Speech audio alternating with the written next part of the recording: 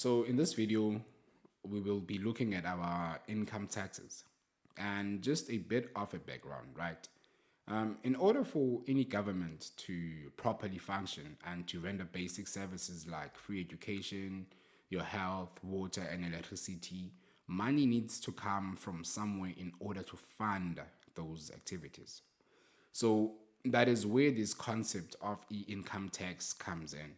So, in terms of the Companies Act of South Africa, every public entity that is registered should be or is required to pay income tax on every profits that they make. So, income tax is tax on profits generated by companies. And without profits, there won't be any income tax. So if a company makes a loss, there won't be any tax to charge there. So an example would be if a company makes a profit of 100,000, that means that a portion of this 100,000 should be paid over to SARS as income tax. So currently our income tax in South Africa is 27%. Previously it was 28. So let us change that there. But in every question that you do, they will tell you at what rate is our income tax charged at. So the income tax charged here will be 27,000. So 27,000 must be paid over to SARS by this company at the end of the year, right? So if they did not make any profits, there was not going to be any income tax that this company would be required to pay. So what then companies do is, in order for them to try and reduce their income tax debt, they make what is called provisional payments. So there's the first provisional payment and the second provisional payment. So this is more like a down payment towards the income tax debt that the company will have at the end of the year. So now we are saying here that our first provisional payment is paid 6 months after the beginning of the financial year. So if the financial year starts at 1 January, it means that by 30th June, we should have made our first provisional payment. And these provisional payments are required by SARS to reduce the debts that will be there at the end of the year. And then the second provisional payment is made at year end. So at the end of the year. So if our year began at January, then by 31st December, we should make our second provisional payment. And then there's what is referred to as the final tax assessment. So let's go back. These first two provisional payments are not the actual tax, right? It is just an estimate by the company saying that if say maybe my income tax debt at the end of the year will be 100,000. So let me reduce that debt now by paying a portion of that, and then we'll see how much that debt is at year end, and then if there's any difference, we will pay that difference, right? So this final tax assessment is about that. This one is paid 7 months after the year end. So what happens with the final tax assessment is that the company will then submit its tax return, submit its financial statements to SARS and say, hey SARS, this is how much this is how much profits I've generated this year. How much tax should I be paying? And then SARS would calculate the tax based on those profits. And then they will see if there's any difference that needs to be paid based on those provisional payments that were made initially. So let us do this in a form of a timeline. Hopefully we'll be able to better show this, right? So let's say this is going to be our year end. So this is the beginning of the year. So this is 1 Jan. And then this is 31st December, right? Our year end. And so yeah, we will have our first provisional payment. So 30 June must be the first payment, right? So again, we must remember, this payment is not always at 30 June. This is if the year starts at 1 January, then 6 months, we did say there, 6 months after the year has started, we must make our first provisional payment. And then we go to the year end. And then here, we must also make the second payment, our second provisional payment. And then we come to say now, after 7 months, which is going to be 31st July of the following year. So this was, let's say if this was This was 2026, and then this will be 2027. So this is after the year has ended. So again, the first provisional payment is made during this year. The second one is also made during this year, but at the end of the year. And then the third and final payment is made 7 months after the year has ended. So I want us to look at what types of journal entries we would process for this. I want us to look at how income tax behaves when our elements of accounting are concerned. We look at the general ledgers and just an example to depict how this can be properly accounted for in our accounting, right? So the first thing, let us look at our journals, right? Let's write journals there. Then while we look at our journals, we need to think in terms of the elements of accounting as to which element is this, right? Okay, let's start there. So again, income tax is money that we have to pay to SARS, right? And then two things happen during the year. We make two provisional payments in order to reduce the debt or the liability that we will have to pay to SARS when our profits have been determined, right? So let us come here. So we will make our first payment here now. Let's say first payment. So when we make our first payment, we need to look at what has happened and why. So what has happened is that we've paid money. When we pay money, our bank decreases. Bank is an asset, it decreases on the credit side. So we would need to have a credit entry there that would affect our bank with that first provisional payment. And then on the debit side, we would need to think that, so we are making these payments in order to reduce the liability that we would have towards SARS. So this is normally recorded in an account that is called SARS income tax. So this is a SARS income tax account. So in this account, we record the liability or the debts that we have towards SARS. If we are reducing that debt, we also record it in this account. So this account is either an asset or a liability account. It depends on how you look at it and for what purpose. So in this instance, we can say that we have an asset, hence we are debiting it. But we are also debiting it because of we are reducing the liability that we will have towards SARS at year end. And then comes the second provisional payment. So comes the second payment. So when the second payment comes, we will do the same thing. We will still debit our SARS income tax account. So SARS brackets income tax, right? And then our credit would still be the same because of we are making a payment. So our credit would be bank for the actual amount that we have paid, right? So now at year end, what happens is that what happens at the end of the year is we know how much our profits are, and then we send our financial statements to SARS in order for them to determine what our tax would be. So at year end, we will then know how much we owe SARS, and then we will know if we need to top up or SARS owes us, right? So what happens at year end? Let's say year end. So now at year end, we know how much profits we've made now.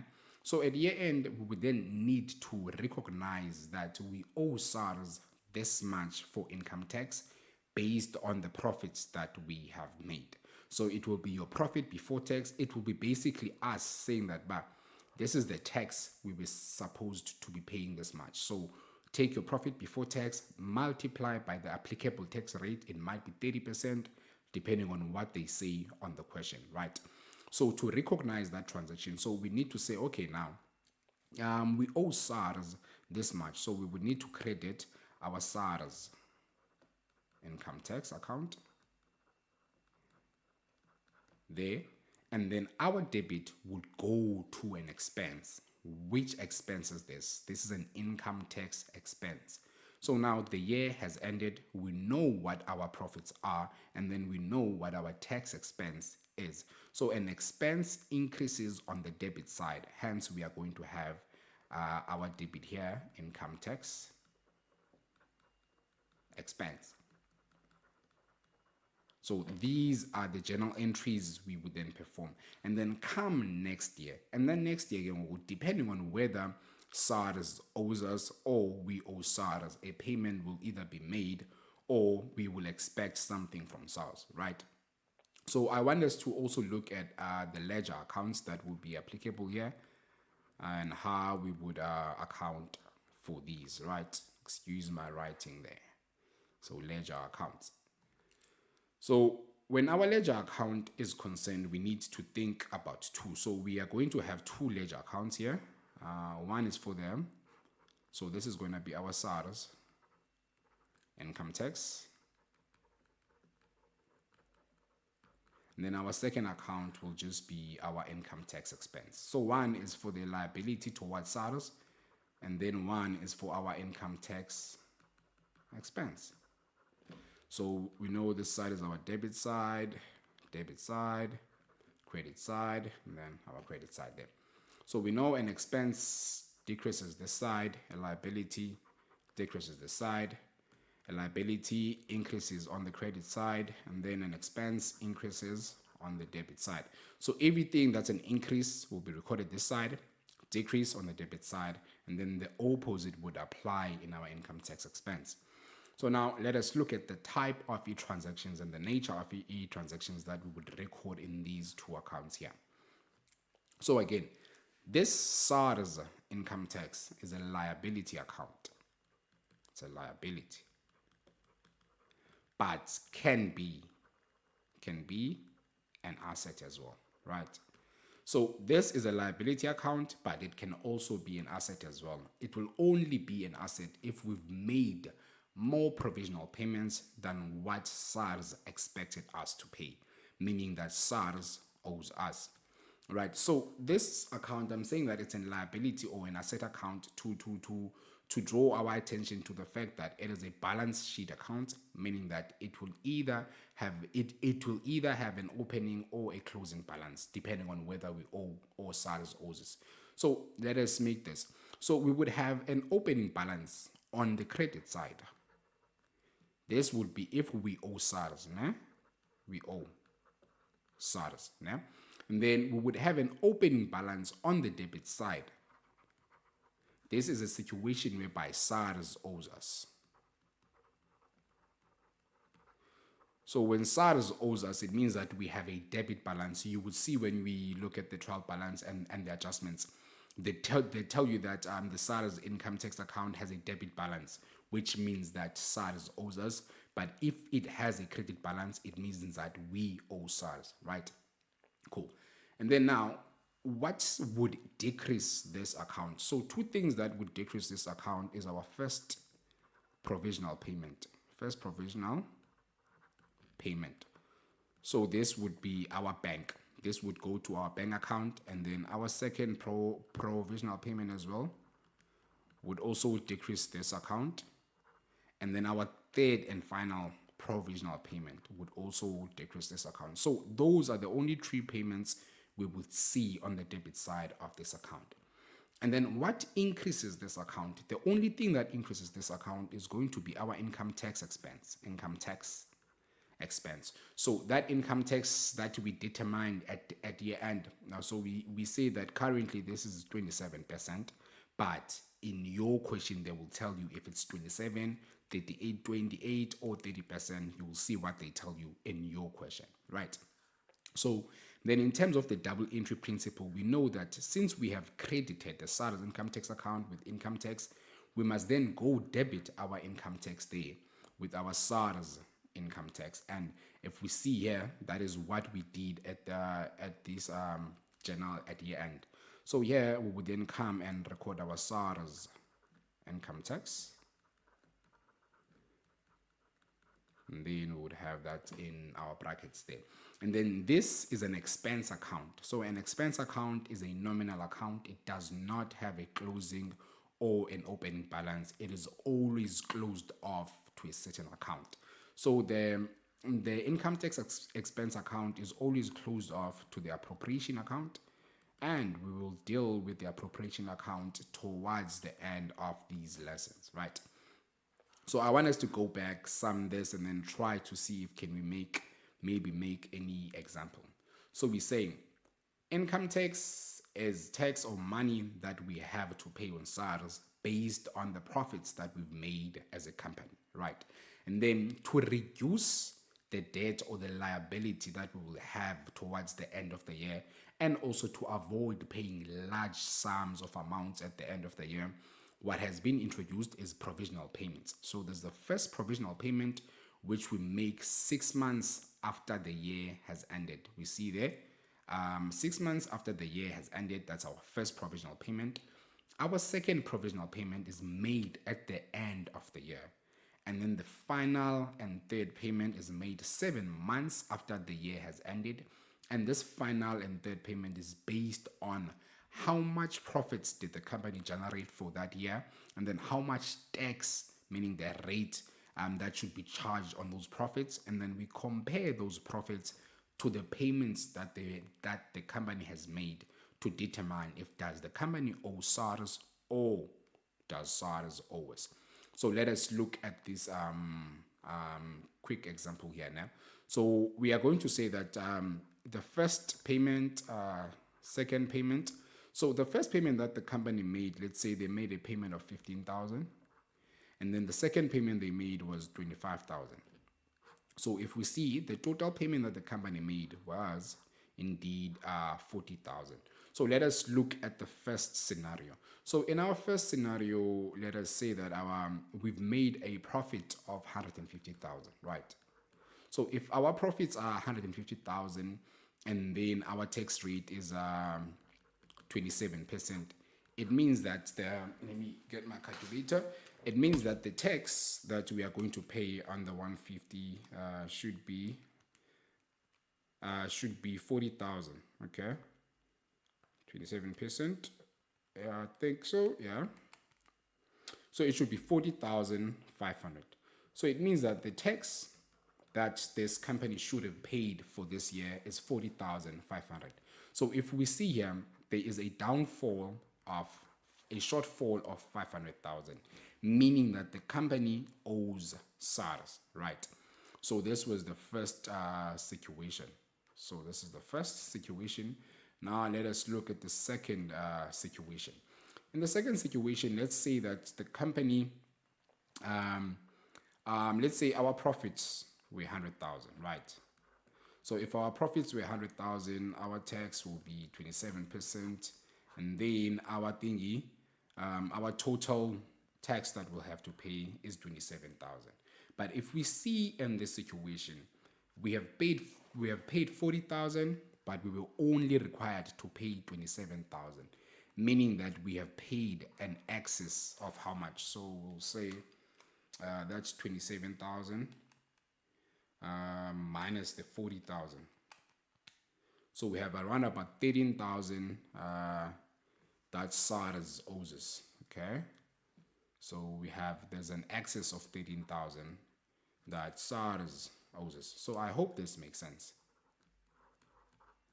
And then the way in which we would journal these. So for this 15,000, what we would then see would be, okay, let's use this pen, would be to debit the. So what we debit there is going to be our SARS income tax for the 15,000, because of we are reducing the debts that we will have. So SARS income tax, and then here we would have our bank, because of we've made a payment. So here we would have 15,000. Then here we would have 15,000 as well. For the second payment, it would be the same thing. We would have our SARS there, income tax, and then we would have our bank again there, and then our payments would be 25,000, right? And then the third journal now, depending on whether we are dealing with the first situation or the second situation, but we would always debit our income tax expense. So this is the expense here, and then credit here our SARS income tax. And then we would either then, depending on which situation we're dealing with, you would either record your 40,500 or your 27,000 as your tax there. And then again, so this account will either be an asset depending on whether we are on situation number 1 or situation number 2. On situation number 1, we know that this account is an asset, you is a liability because of we owe SARS that extra 500 rands there. So this account will be a liability, and then this one will be an asset. So here we would have a credit balance, and then here we would have a debit balance. And then depending on whether is this an asset or a liability, it will either be recorded under your current or non-current asset, under your current liabilities or current assets, not non-current. Apologies for that. So yeah, I think we will end this video there.